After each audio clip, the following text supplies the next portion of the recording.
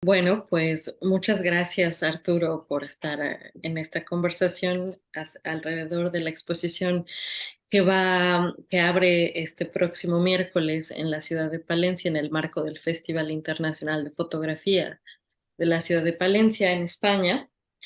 Gracias también a la directora artística del festival, María Millán, quien nos invitó con esta exposición, la cual se titula Juan Rulfo, fotografías de Juan Rulfo, un fotógrafo en la vagancia.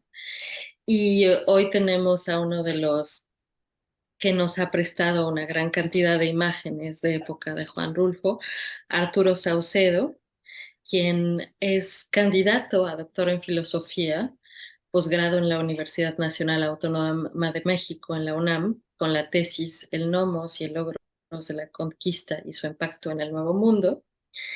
De 1989 al 2022 ha trabajado y colaborado con instituciones culturales como el Instituto Mexicano de la Radio, asesora en nuevas expresiones culturales en el Consejo Nacional para la Cultura y las Artes, CONACULTA, director general de la vinculación cultural en la misma institución y difusión cultural en la UNAM. También ha sido curador de varias exposiciones, entre las cuales podemos citar Octavio Paz, Semblanzas, Territorios y Dominios del 2014, Los Contemporáneos y su Tiempo en el 2016, Carlos Pellicer y el Arte Mexicano del siglo XX, Carlos Pellicer, José Gorostiza y Celestino Gorostiza, tres poetas tabasqueños. También es un gran coleccionista de materiales de vanguardia, libros, una colección impresionante, pintura, revistas, fotografías. Y bueno, mi nombre es Tania Sanabria, tengo el honor de ser la curadora de esta exposición. Yo soy mexicana, franco-mexicana. Ah, Mi especialidad es la historia de la fotografía. Estudié en la Escuela del Louvre en París y he curado varias exposiciones sobre temas que tienen que ver con la fotografía mexicana. En el 2019 realicé la curaduría de una exposición llamada am, Soñando la fotografía color, 100 años de retrato colorado en México, que tuvo lugar en el Museo Mural Diego Rivera. Y también soy asesora y consejera en adquisiciones culturales para instituciones y para coleccionistas privados. Bueno, pues empecemos esta plática. El título de la exposición se llama Fotografías de Juan Rulfo, un fotógrafo en la vagancia, puesto que a Juan Rulfo desde su juventud, él mismo cita que era una persona en la vagancia y también viajó por todo el territorio nacional en muchos de los trabajos que tuvo a principio en su juventud. Y viendo las fotografías cuando las seleccionamos Arturo y yo en la Ciudad de México hace un par de meses, me pareció que la reunión de 43 fotografías de época, entre las cuales estaba su colección, pero también estaba la colección de una galería muy importante para la fotografía mexicana que se llama Throckmorton Fine Arts, así como la colección de Jorge Sanabria, Graphical Estampa, y Yolanda Gerson. En el material que reúne entre estas 43 fotografías de época de uno de los escritores más emblemáticos de América Latina, conocido por sus obras El Llano en Llamas, publicada en 1953, y Pedro Páramo en 1955. Fue también un extraordinario fotógrafo que produjo más de entre 3.000 y 4.000 negativos y asimismo, al mismo tiempo que escribió El Llano en Llamas y Pedro Páramo. Sus imágenes son testimonio de sus viajes, su manera de ver el país, su arquitectura y su gente.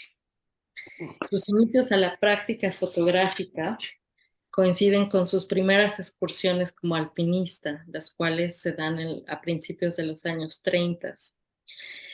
Um, y en 1935 se muda a la Ciudad de México, donde sigue fotografiando con regularidad el paisaje y la arquitectura prehispánica y colonial, pero también coincide con una fecha muy importante en la vida de Juan Rulfo, que es su acercamiento a las clases impartidas por el crítico de arte e historiador Justino Fernández.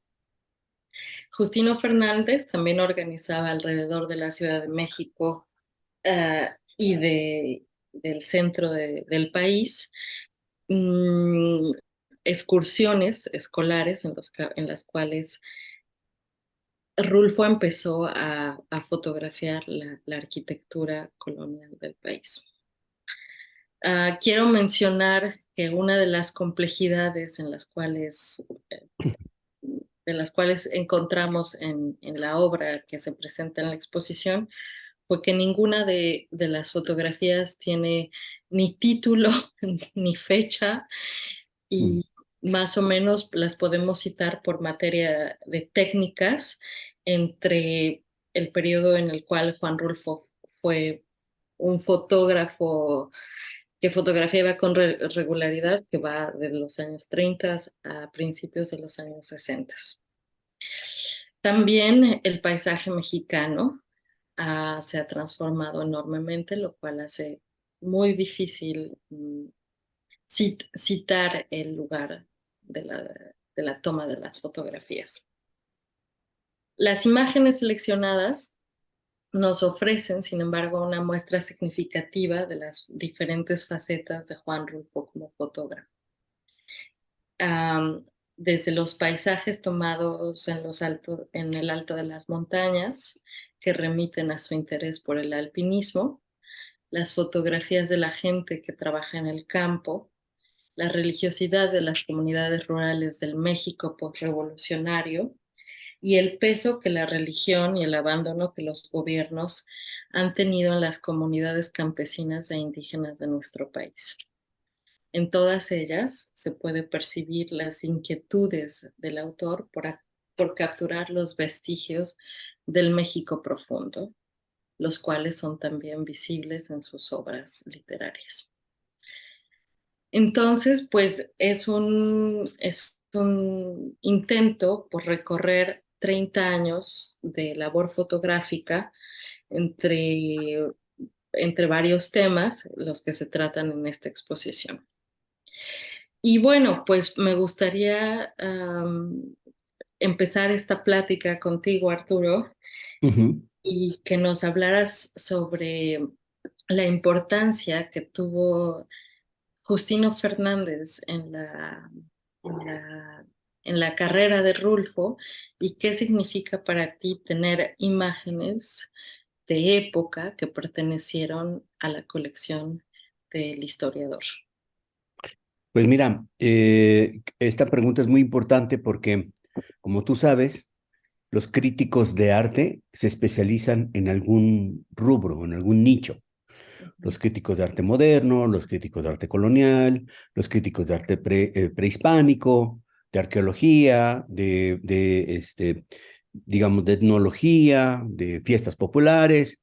Y Justino Fernández tenía la peculiaridad única, tal vez Manuel Toussaint, el otro que se acerca a este universalismo, de abarcar prácticamente todos los diferentes rubros de la historia del arte y de la investigación del arte.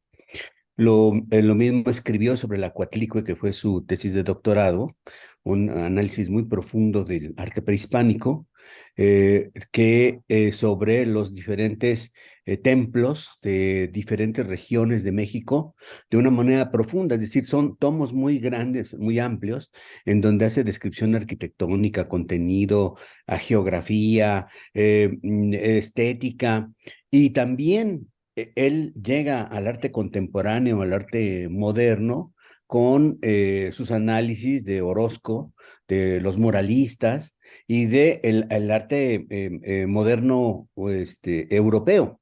Entonces, digamos, este horizonte tan vasto que desarrolla Justino Fernández explica en gran medida esta amalgama única que tiene la obra de Juan Rulfo en su fotografía, pero también sus inquietudes que llevan a esta amalgama única en su literatura. Puedes ver que hay paralelismos entre la fotografía y la literatura. Desgraciadamente la fotografía no está tan estudiada como la literatura de Juan Rulfo, porque aunque escribió solamente 2 obras, estas 2 obras tienen estudios de grandes artistas, de grandes escritores como Günter Grass, como Jorge Luis Borges, como Steiner, que han analizado la obra de Juan Rulfo y lo mismo escritores japoneses, chinos, latinoamericanos, estadounidenses, en fin, españoles, en fin, digamos que su literatura está profundamente analizada por otro lado, su fotografía, como bien sabes, ha tenido muy pocas exposiciones, lo cual pues es un acontecimiento tener esta exposición en Palencia, porque en México solamente ha habido 2 exposiciones de Juan Rulfo, y en ese sentido, pues este acontecimiento nos permite acercarnos de nuevo a la obra fotográfica y establecer los parámetros de apreciación que pues alguien como tú lo puede hacer con tu conocimiento del arte moderno y del arte contemporáneo. Y por otro lado, creo que va a ser también muy sugerente para el público español encontrarse con esa sorpresa de las fotografías de Juan Rulfo. ¿Y por qué menciono este paralelismo? Porque aquí vemos que Rulfo, por su profesión, pues vendió llantas para la Goodrich Euskadi y recorrió todo el país. Estuvo en el Instituto Nacional Indigenista y fotografió a las diferentes comunidades de las diferentes etnias, una gran diversidad de etnias que componen a la nación mexicana y que siguen vigentes. Conoció a grandes etnólogos y antropólogos con quienes estableció amistad y que le dieron ese bagaje cultural que nosotros vamos a poder apreciar en sus novelas. Y por otro lado, también tuvo contacto con grandes escritores como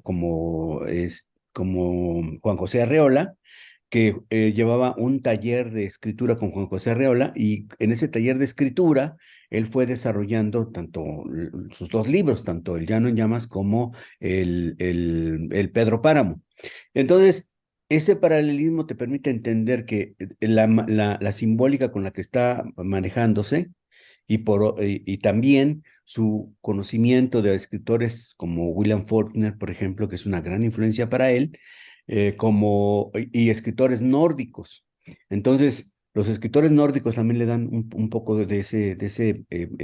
digamos, ese horizonte que vamos a encontrar en Rulfo. Pero antes de abordar este asunto, por ejemplo, él fotografió la arquitectura prehispánica. Él fotografió templos religiosos, él fotografió a las comunidades indígenas, él fotografió paisaje y una determinada composición del medio natural, y lo hizo de una manera original, porque detrás de su perspectiva, de su ojo, estaba toda esta alimentación cultural, conceptual que vamos a ver en la exposición, ¿no? Entonces, yo creo que este horizonte estético lo tomó de esos cursos con Justino Fernández, y Justino Fernández a su vez tenía un ojo privilegiado para la fotografía. Tina Modotti trabajó con Justino Fernández, por ejemplo, ¿no? Entonces, pues estás hablando, Luis Márquez, Manuel Álvarez Bravo, trabajó con Justino Fernández. Entonces, bueno, y Justino Fernández escribió sobre ellos también. Entonces, también Justino Fernández tenía un amplio conocimiento de la fotografía.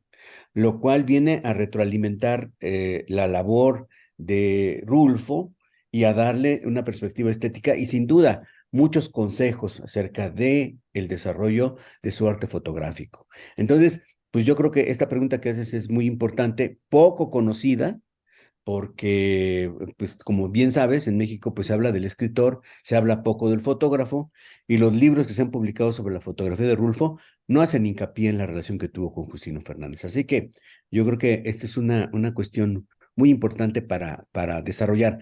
Ahora, es difícil documentarla porque en esa época los talleres, conocemos los talleres y las conferencias y el seminario que llevaba Justino Fernández. Pero quienes participaron y los trabajos que entregaron, pues no los tenemos. Sería bien interesante saber qué entregaba Rulfo en esos seminarios, ¿no? Entonces, sí podemos saber el contenido. Yo tengo los cursos.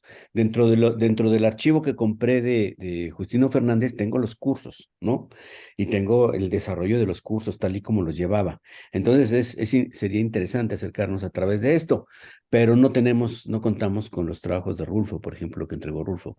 Pero sin duda alguna, aquí está el horizonte el cual te explica ese trabajo fotográfico y ese desarrollo artístico en la fotografía de Juan Rulfo, ¿no? Wow, maravilloso. De hecho, sí, sería muy interesante investigar cuáles fueron esos trabajos. También me parece importante me parece importante citar la fecha histórica en la cual se encuentra Rulfo, que, bueno, Tina Modotti y Edward Weston ya no estaban en el país No. Ujú, cuando Rulfo empieza a fotografiar. Sin embargo, ellos marcan, como lo sabemos, el punto cero, el año cero de la vanguardia fotográfica entre el 23 y el 26. Tina Modotti se irá de México en diciembre de 1929, si no mal recuerdo, y a partir de ahí surgen fotógrafos maravillosos como Manuel Álvarez Bravo, Lola Álvarez Bravo. Llegan otros, se van, Paul Strand, después llegará Katy Horna, Walter Reuter. En fin, es un momento extremadamente rico en la formación de toda una tradición fotográfica que tuvo lugar en México hasta, bueno, se puede decir hasta la fecha, pero hasta los años 60, 70, que es como esta nueva ola de fotógrafos entre los cuales están Mariana Jampolsky, ah, Graciela Iturbide, y en fin. Bueno, pues lo cual cuando yo estaba estudiando toda la trayectoria de Rulfo, veo que hay muchos trabajos entre los cuales le permiten estar de viaje. Cuando trabaja para la Goodrich Euskadi, pues eso le permite recorrer el país. Y qué mejor compañero para un escritor y para un viajero, que es un cuaderno de notas con una pluma y una cámara fotográfica.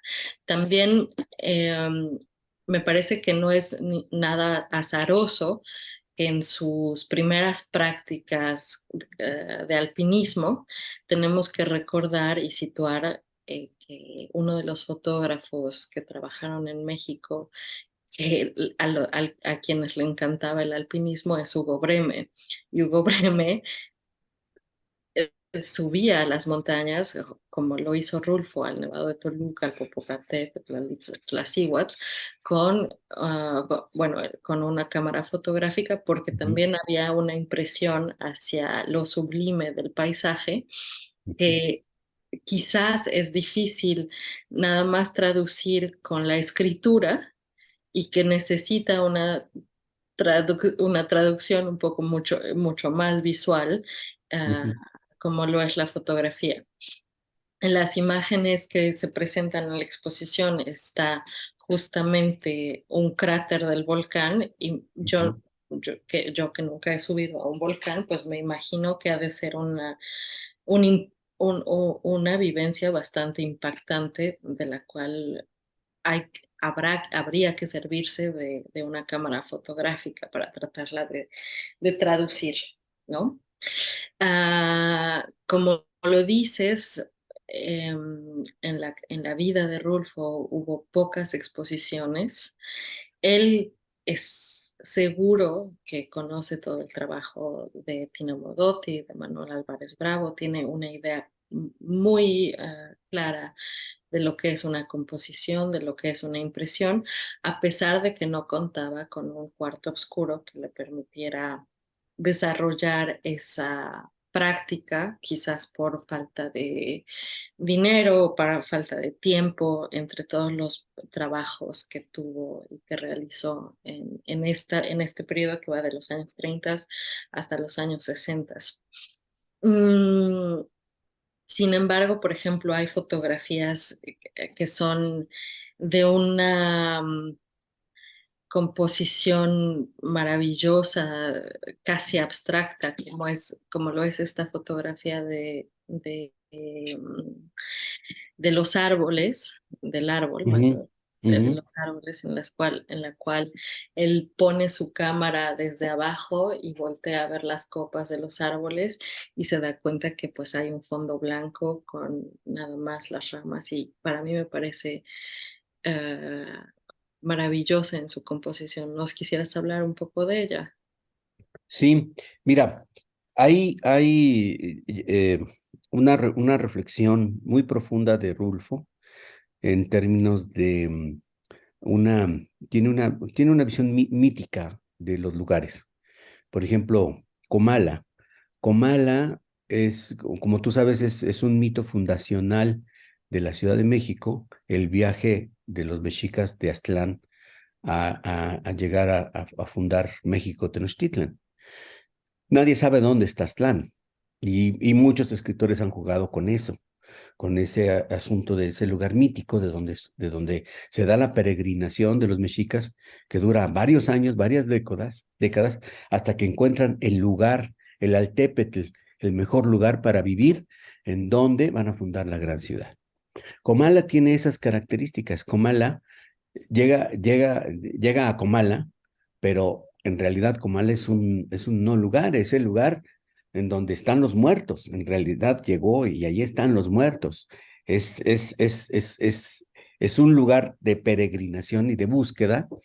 Va a buscar a su padre y esta búsqueda del padre que ya ha muerto y del padre que está buscando, tiene que ver mucho con esa mística de un lugar que, digamos, se parecería como a lo que los cristianos llaman el Edén o algo así, pero que debe estar en esta tierra. Obviamente, Rulfo está hablando de una cancelación de ese lugar. Eh, en su influencia de los nórdicos, es este lugar agreste, el equivalente del Bajío mexicano, en donde es un lugar semiárido, donde a la hora de arar o de abrir la tierra, pues hay piedras, hay muchas piedras. Entonces, esta condición agreste para vivir, para montar una casa, para salir y buscar los alimentos, él lo encontró en algunos escritores nórdicos. Knut Hamsun, que fue premio Nobel, fue una de sus grandes influencias y sobre todo una novela que se llama Hambre. Entonces, él era muy afecto a la lectura de los escritores nórdicos y lo dice, lo declara en diferentes entrevistas, porque él encuentra en estos escritores que esa voluntad del ser humano para vivir y para imponerse a un medio ambiente inhóspito, él es lo que ha visto en estos parajes, en estas situaciones. El otro escritor nórdico que es una gran influencia para él, también premio Nobel, es Laxness. Este escritor, pues habla de la vida de la gente que necesita abrir el hielo, prácticamente el hielo y la piedra para poder vivir, ¿no? Y en estas condiciones en las que el ser humano se impone y el ser humano encuentra incluso una forma poética de sobrevivir, es lo que Rulfo tiene en sus novelas. Entonces, y también una condición trágica, desesperada, terrible, violenta. Entonces, que viene también de la Revolución Mexicana. Curiosamente, esta reflexión del ambiente y de los paisajes es lo que vemos que es más difícil de representar para el cine. El cine, las películas que han hecho sobre Rulfo, eh, no pueden con el tema del tiempo, es muy difícil de llevar. El Pedro Páramo que se hizo, pues es muy lineal para la novela. Y por otro lado, está la cuestión del espacio que ocurre dentro de la novela y los paisajes. Curiosamente, vemos que sí, Rulfo trabajó los paisajes y trabajó esta reflexión del ambiente en sus fotografías. Hay una reflexión del espacio.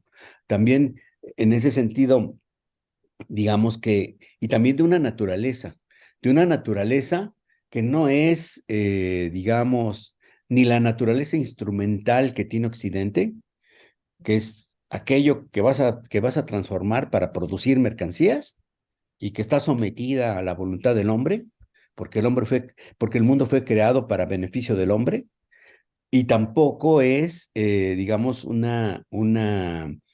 digamos, una condición opuesta al hombre. Es algo, la naturaleza tiene su propia vida, su propia realidad. No depende del hombre, como en ese caso, esa fotografía que mencionas del árbol, ves que el árbol tiene un alma propia. Y lo que hace el fotógrafo es, de alguna manera, desentrañar esa alma propia. El fotógrafo, igual que el ser humano, es como un espectador. No está esperando a operar sobre el árbol, sino que el árbol tiene, sino que trata de captar esa vida propia del árbol. Y también lo vemos en diferentes fotografías. Hay de repente el suelo se convierte en una especie de telón abstracto en alguna de las fotografías que escogiste, y ese como telón abstracto, esa textura, te muestra como el entramado original del mundo, ¿no? O, por ejemplo, el paisaje que vemos que es un camino, vemos esa mística del ambiente que se puede ver como llamamos nosotros como los cerros pelones, pero tiene una vida propia, porque ya lo es en su inmensidad, y esa inmensidad te revela la vida propia que hay ahí en ese paisaje. Es una cuestión mística, ¿no? Entonces, ese misticismo con el cual llega Rulfo a la narrativa, yo lo veo en la fotografía, esa condición mística de apreciar la naturaleza y de apreciarla como algo que no sabemos qué es, ¿no?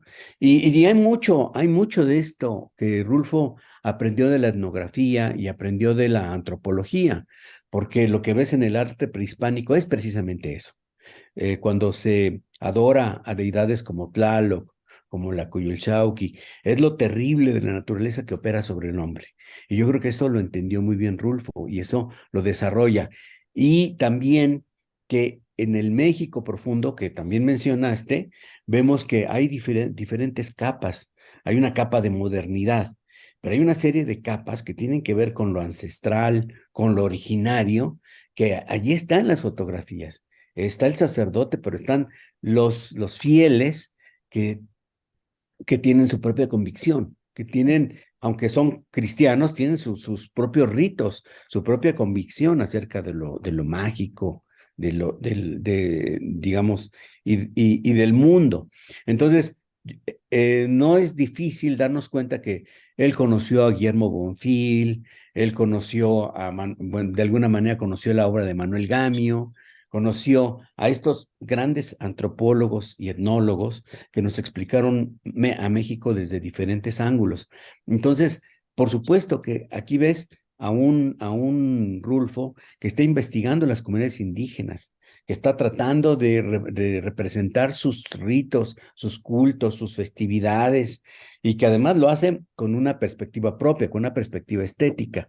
Entonces, pues yo creo que en ese sentido la exposición es muy rica de mostrar ese México que está ocurriendo a partir de los 40, un trabajo que también Rulfo hizo, si lo quieres ver, a nivel, digamos, para alimentarse, para tener ingresos, con publicaciones como la revista Mapa, o lo que le podrían mandar a hacer, pues, investigadores como Justino Fernández, que estos investigadores, pues, prácticamente tomaban a los fotógrafos como obreros de la investigación, porque sin haber Photoshop y todos estos este software, estos programas que tenemos, pues en realidad armaban los libros pues a mano, con originales, ¿no? Entonces, con originales de fotos de Tina Modotti, de Rulfo, de diferentes autores, pues vemos que se arman estos libros, de Álvarez Bravo, por ejemplo, de Lola Álvarez Bravo. Entonces, pues esta conjunción única que se da en este momento de gran resurgimiento cultural que es a partir de los 40 con el cardenismo y que surgen pues institutos culturales como el INA, el Instituto Nacional de Antropología e Historia en el 34 y el INBA en el 40. Entonces, digamos, toda esta situación que está viviendo México, creo que está de alguna manera ligada a la labor de Rulfo, tanto en la literatura como en la fotografía, ¿no? Entonces, yo creo que esta condición profunda, este acercamiento que tiene Rulfo con el medio natural, con el paisaje, no con el paisaje folclórico, sino con una especie de paisaje místico que pasa incluso por la perspectiva de las vanguardias, se puede ver en varias de las fotografías, ¿no? Y lo mismo el retrato que hace de la ritualidad y de la religiosidad de las comunidades originarias de México, lo podemos ver también con ese respeto y con esa profundidad del investigador que trata de escudriñar qué está pasando allí. Y también del escritor que está de alguna manera narrándote y te está dando un relato, ¿no? Entonces, pues va a ser una oportunidad privilegiada para los espectadores encontrarse con todas estas sorpresas, ¿no? Y bueno, pues haber pasado también por tu ojo y por tu selección. Gracias. A mí me parece, por ejemplo, cuando lees uno a Rulfo, la manera de entretejer las palabras me parece un genio, ¿no? Por ejemplo, Ujú, ahora que hablabas sobre el paisaje y sobre el paisaje místico, me gustaría leer esta frase tomada de Pedro Páramo y dice, el pueblo está lleno de ecos. Tal parece que estuvieran encerrados en el hueco de las paredes o debajo de las piedras. Cuando caminas, sientes que te van pisando los pasos. Oyes crujidos, risas, unas risas ya muy viejas, como cansadas de reír, y voces ya desgastadas por el uso. Todo eso oyes. Pienso que llegará el día en que estos sonidos se apaguen. Y Y que hay en esta fotografía, por ejemplo, de un hombre que se ve de espaldas y que va caminando sobre un suelo árido, se podría decir un poco hostil, en el cual se siente el calor que pesa sobre este hombre, pues el paisaje puede ser hostil, pero también puede ser un paisaje, por ejemplo, hay otra frase que se refiere a un lugar, ¿no? eh, ujú, a Comala y dice, allá hallarás mi querencia, un lugar que yo quise, donde los sueños me enflaquecieron, mi pueblo, levantado sobre la llanura, lleno de árboles y de hojas, como una alcancía donde hemos guardado nuestros recuerdos. Sentirás que allí uno quisiera vivir para la eternidad. Entonces, cuando a mí lo que me parece maravilloso de la obra de Rulfo como fotógrafo y la obra de Rulfo como escritor, es que a pesar de que se hicieron de manera paralela, ambas pueden vivir la una sin la otra. No necesita, Rulfo jamás ilustró su literatura con sus no, fotografías, ujú, no lo necesitaba y me pareció que hasta quedó él un poco tímido en su carrera fotográfica.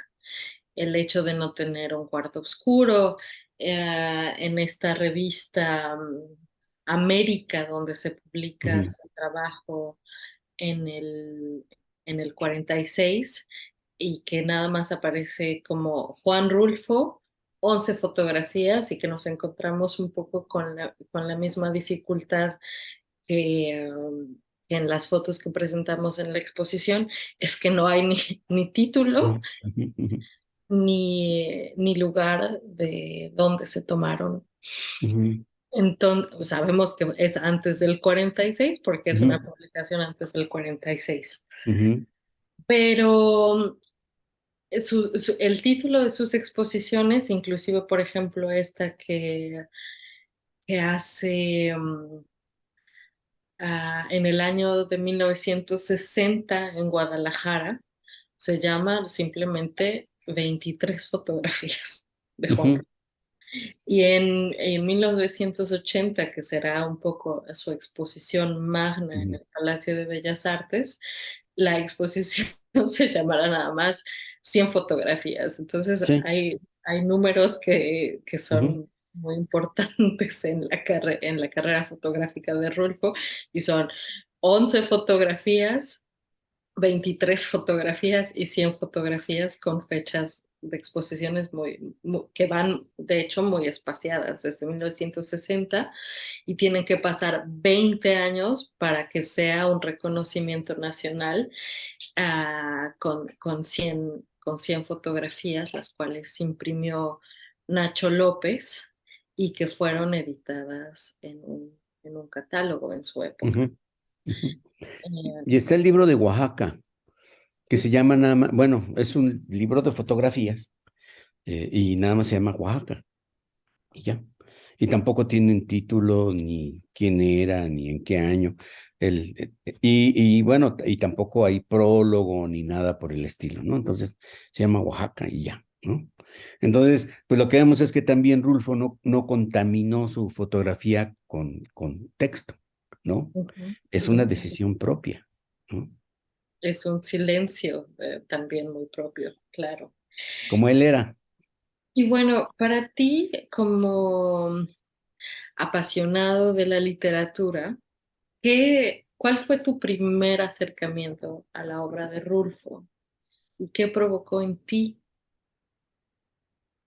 Ah, pues yo leí El Llano en Llamas y el primer cuento que leí se llama Diles que no me maten.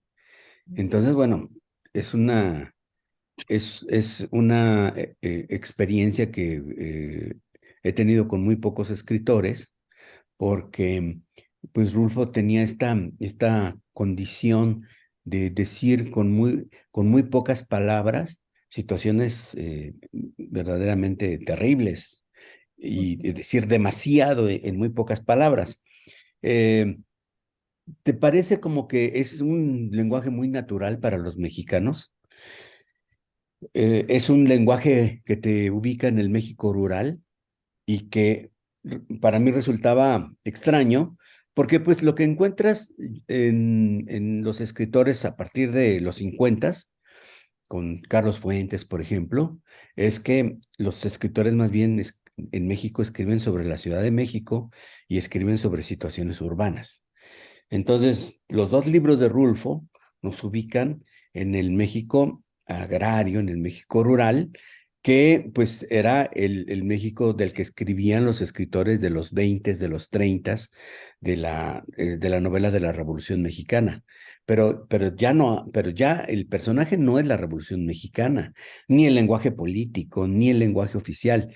Es un lenguaje que nos parece muy natural, pero es un lenguaje muy complejo en la medida en que la forma como tú bien lo dices, se entretejen las palabras, se desarrollan las situaciones, son verdaderamente únicas. Hay un escritor que siempre ponderó de sí la brevedad, como Jorge Luis Borges, hablaba de esta brevedad y de esta contundencia que tiene el relato de Rulfo, que curiosamente, pues Borges no escribe sobre novela, no, dice él que la novela no es más que la integración de diferentes cuentos y de un escritor que escribe sobre una novela que es la de Pedro Páramo, pues es Juan Rulfo. Entonces, esta contundencia del idioma y la manera especial en que se integra y la forma en que el castellano se revela con matices muy propios del mexicano, no precisamente por utilizar términos en náhuatl ni en lenguas originarias, sino es la mentalidad mágica, o sea, es el realismo mágico que surge, que nace precisamente con estas dos obras de Rulfo.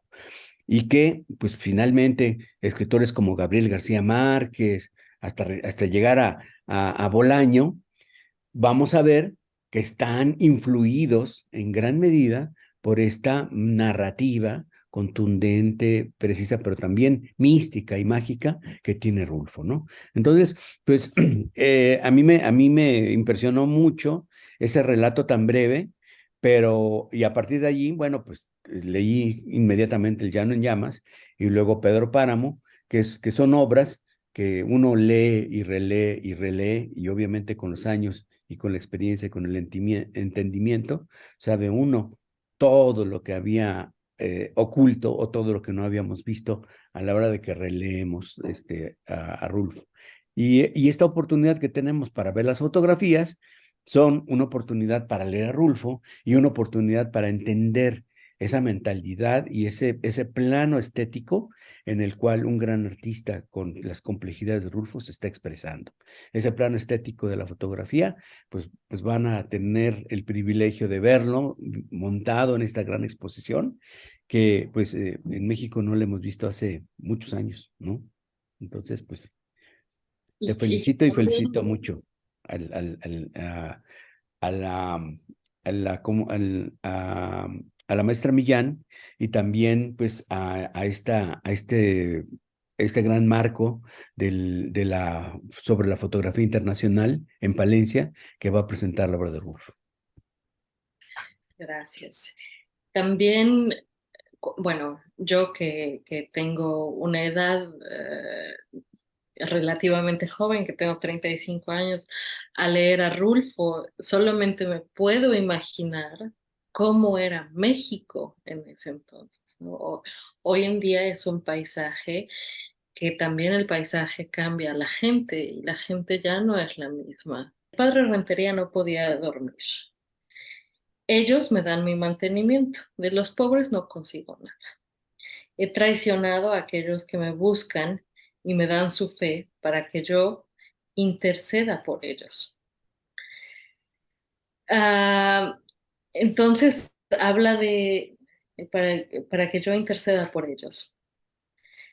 Pero ella se suicidó, obró contra la obra de Dios, falló a la última hora.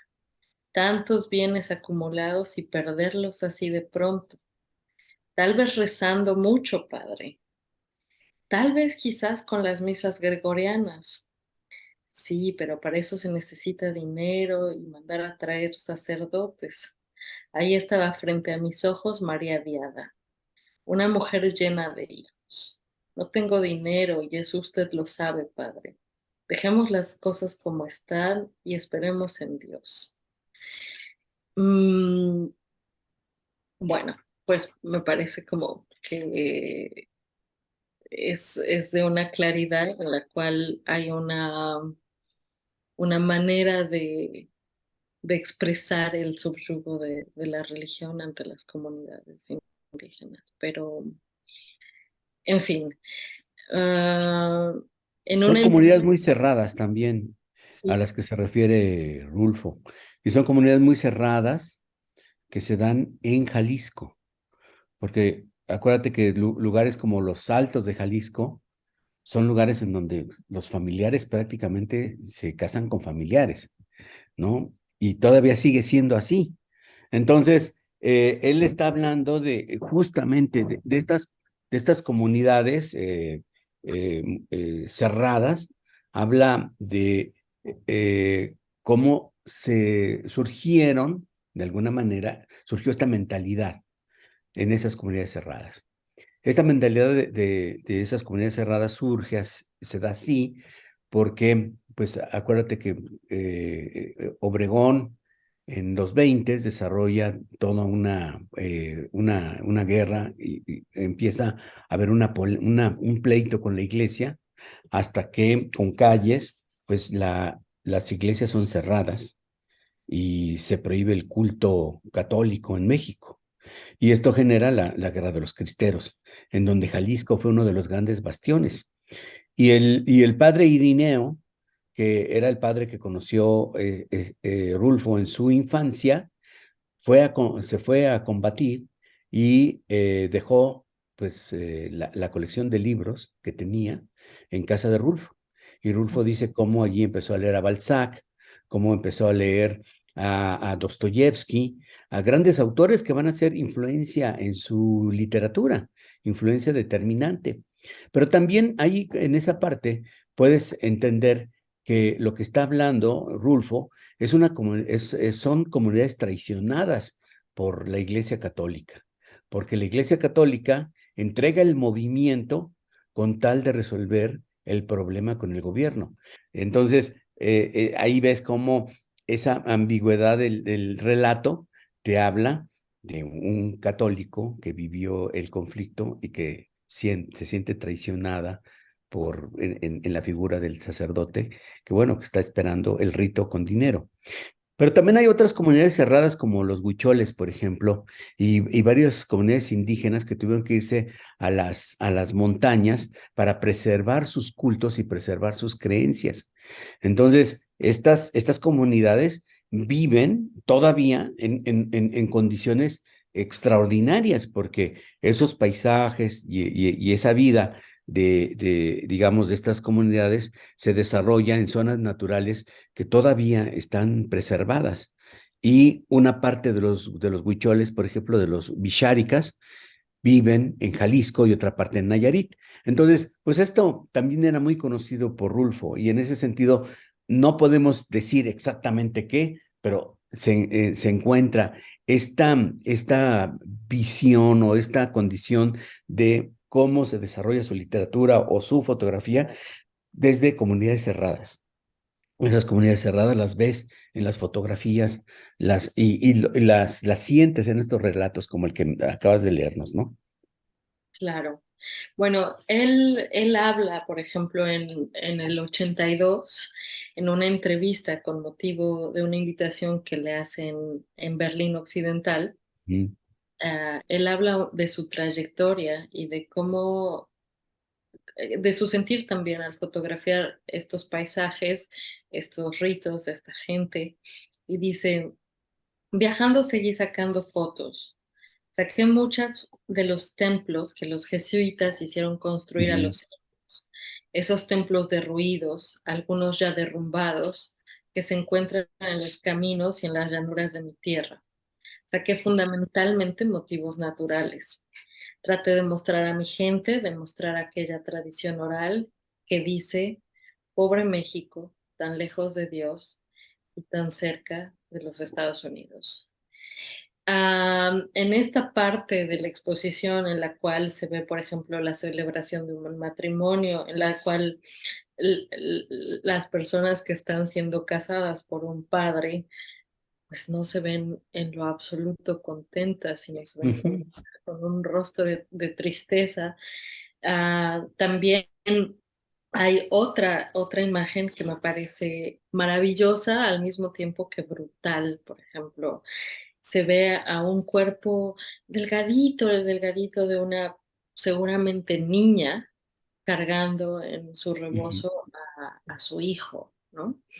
Y esto habla pues de lo que acabas de mencionar. Yo no sabía que uno de los padres que había sido perseguido en esta guerra cristera había refugiado su colección de libros en la casa de Juan Rulfo, pero sin duda esta religión tuvo muchas consecuencias tanto en las comunidades indígenas, pero sobre todo en la niñez. Ujú, ujú, La niñez en realidad es muy breve en estas comunidades puesto que son víctimas de la pobreza, la ignorancia, las creencias religiosas, pero también el abandono de los gobiernos que México ha tenido y que han abandonado a estas comunidades.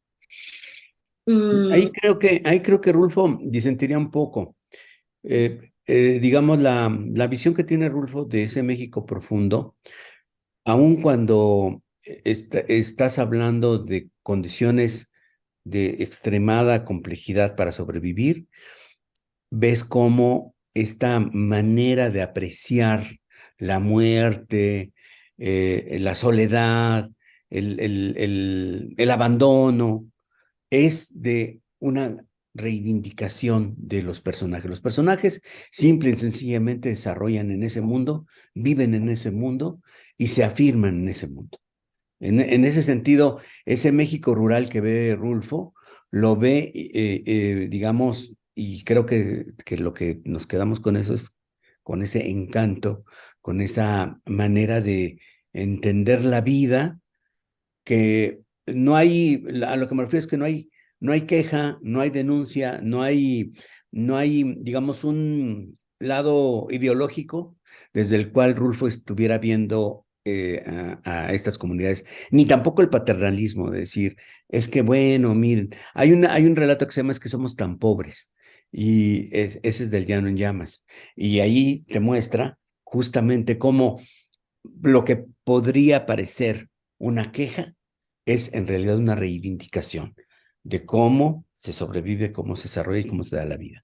Entonces, creo que la maravilla que tiene Rulfo es precisamente el quedarse fuera de esos ámbitos, ¿no? El relato es autosuficiente y los personajes no viven encapsulados en el discurso ideológico, ni en el discurso triunfalista de la revolución, ni en el discurso de una queja o denuncia, ¿no? Entonces, y creo que por eso es maravilloso que lo sigues leyendo y lo sigues leyendo sin estar pensando en que necesariamente están en el contexto polarizado en el que se ha desarrollado la historia de México desde el siglo XX y antes, ¿no? Entonces, ha sido como la norma para México. Entonces, creo que Rulfo lo que hace es hacer trascender a sus personajes y sus relatos, y también en este caso las fotografías. En las fotografías no ves la denuncia, ves a la gente que se está afirmando, que está festejando. Esa ausencia que también ves de las personas que están siendo casadas, es porque en el fondo, sí, se tienen que casar, tienen que ir a la iglesia, pero en el fondo también hay como una condición ajena de que pues tiene que ser por la iglesia, pero siguen teniendo creencias diferentes, ¿no? No sí, necesariamente. sí, claro, claro, claro. Hay imágenes que tratan de fiesta, hay imágenes que tratan Ujú. de música, hay imágenes en las cuales en una ocasión presenté en París Foto una imagen igual que venía de tu colección de un chico dentro de la escuela y que tenía atrás de él en un pizarrón, estaba dibujando unos corazones y se estaba enamorando. Sí, también hay otro tipo de temas en la obra de Rulfo que son muy alegres y muy menos. Y bueno, pues sí. Y un dato interesante sobre las misas. Fue, creo, hasta finales de los 40 o en los 50 que se prohibió, o que más bien el Vaticano instruyó a sus ministros a que no dieran la misa en latín, porque la daban en latín. Entonces, sí, entonces, bueno, pues todavía resultaba más ajeno el asunto del rito, ¿verdad? Porque pues la misa era en latín, ¿no? Entonces, pues eso te explica también parte de, no sabemos si el padre les estaba dando la misa en latín y en ese sentido, bueno, pues simplemente lo pasaban y ya, ¿no? Claro. Bueno, pues yo nada más quisiera un poco tratar de situar estos trabajos que hicieron que Rulfo fuera de arriba abajo, como se dice en México, entre la Ciudad de México, entre Guadalajara, a, a recorrer el país para vender neumáticos para Goodrich Euskadi. Y cómo es que todo esto, a pesar de no darle una satisfacción laboral de la cual él le habla a su esposa en las cartas, que dice como, bueno, este trabajo no me está gustando mucho, quizás también la añoranza de estar con su familia hace que durante a principios de los años 60 tome un trabajo en el Instituto Nacional Indigenista, Indigenista. en el INI, y que poco a poco vaya fotografiando menos, puesto que va viajando menos, ¿no? Y me gustaría, por ejemplo, decir y terminar con que en la exposición hay también algunas fotografías en las cuales se ve menos el campo y entonces empieza a ver, por ejemplo, un grupo de trabajadores que están seguramente saliendo de la fábrica o esperando un autobús y en los cuales pues se acaba poco a poco todo este recorrido por el país que realiza Rulfo durante 30 años, de 1930 a 1960. Y aunque la fotografía acompañó a Rulfo hasta finales de su vida, en los años 80, fue haciéndolo de una manera de mucho menor, mucho menor. Ujú. Mm, Me parece que habrá que estudiar más a fondo los negativos de Rulfo. En materia de positivos, pues yo no conozco muchas colecciones que cuenten con No. ellos, pues es una suerte contar con las pocas, con las pocas y muchas 43 fotografías que se presentan en esta exposición. En la exposición tratamos de acompañar algunas fotografías con algunas frases de Rulfo, por ejemplo, en una carta que le envía a su esposa Clara Aparicio en enero del 46, dice, cuando vengas algún día a este lugar, te enseñaré una placita que descubrí en mis andulencias. Tiene una iglesia y muchos árboles y nadie pasa. Tengo aquí más de media hora y nadie ha pasado por aquí. Solo hace rato se asomó a verme una gallina. Después me volví a quedar solo.